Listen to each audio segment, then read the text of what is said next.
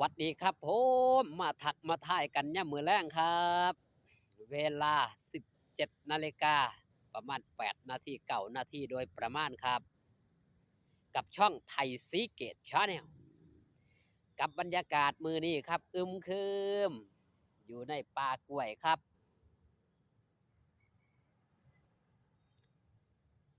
พาพี่น้องป่องปายมาเบิ่งบรรยากาศอยู่ป่าดงพงไผ่ป่าดงกล้วยบ่แม่นพงไผ่อีหยังดอก กับมือยุดมือพักมือเศร้าของหมอหลองหมอลำวัดดีไปยังแฟนครับ FC สู้ขู่สู้คนเด้อครับเด้อหมอหลองหมอลำคณะได้ครับสาวน้อยเพชรบ้านแพงมื้อนี้ยกเลิกจากนาที่ว่าการเนาะอบตตาลเดียวแลนมาพี่ครับมาพักมาเศร้าอยู่หม่องสวนน้ำดีๆปักที่สิเล่นมืออื่นแต่ก็รอเบิ่งสถานการณ์ว่ามันสิเล่นได้หรือเล่นบ่ได้รอครับถือว่าเป็นมือพักมือเศร้าของหมอหลอกหมอลำอีกเท่านึงก็เลยบ่ได้นำข่าว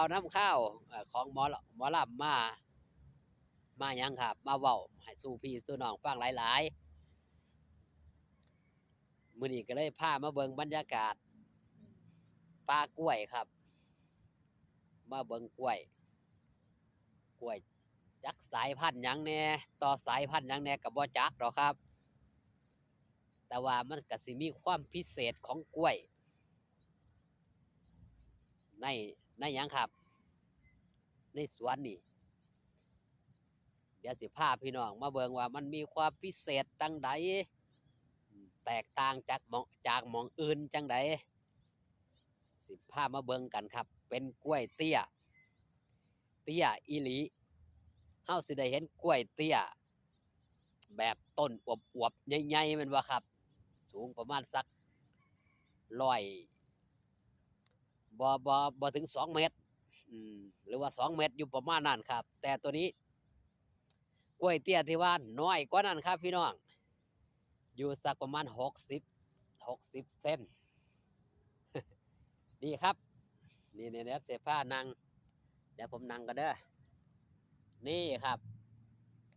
นี่ผมนั่งนะครับนี่คือกล้วยเตี้ยลำต้นซ้ำแขนนี่คือความพิเศษครับคือสิหายากบางเอื่นเขาก็ต้นสูงแม่นบ่ครับต้นสูงต้นใหญ่แต่ต้นนี้เบิ้งพี่น้องพี่เนี่ย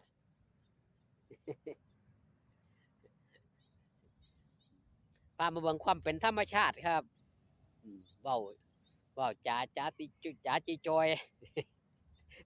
เว้าน้ำพอใหญ่ยุดละว่าเว้าจ๋าจีจอยซอยน้ำกัน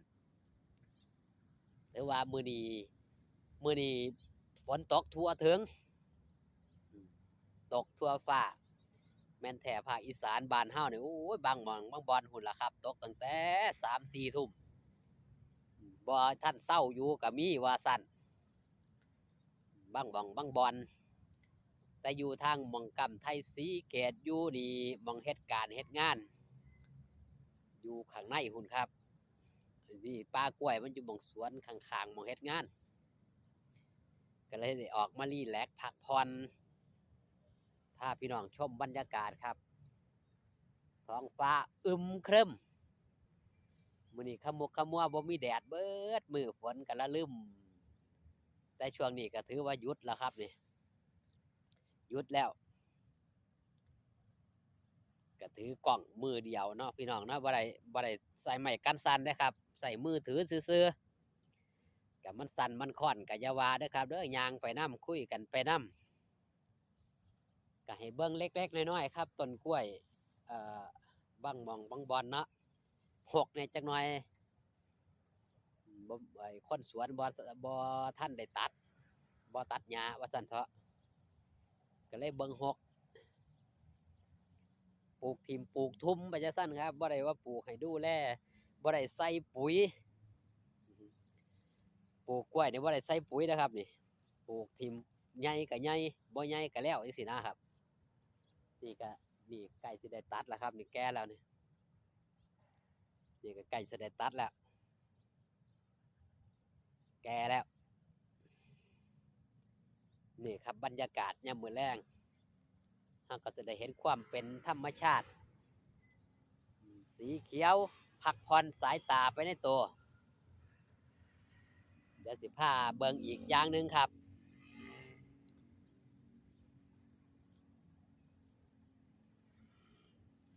พี่น้องเห็นพื้นที่ข้างล่างเนาะ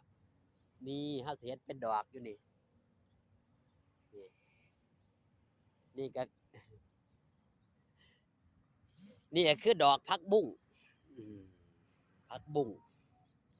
เฮาก็สิได้เห็นความเป็นธรรมชาติไว้ถ้าเก็บไปต้มไปลวก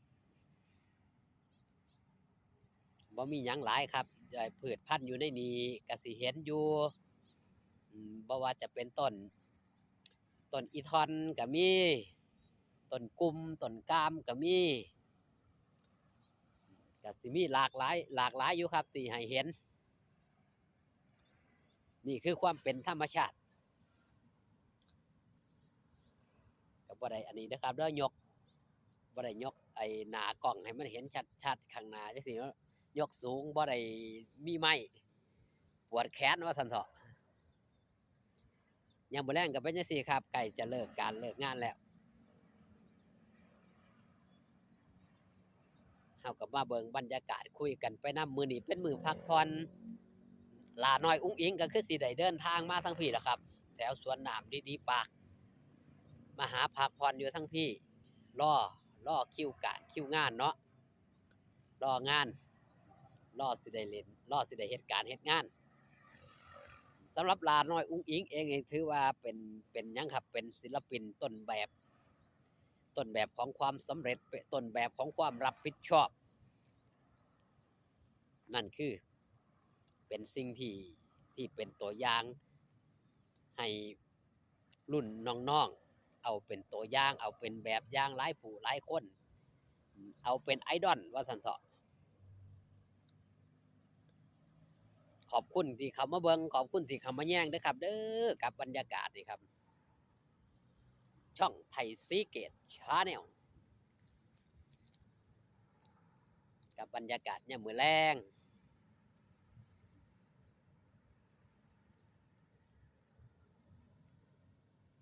บ่มีหยังหลายครับคลิปนี้ก็ฝากตอนเอาไว้แต่เพียงส่ำนี้ครับดูแลสุขภาพอากาศเปลี่ยนแปลงสบายดีครับผมพอกันคลิปหน้าเด้อครับเด้อ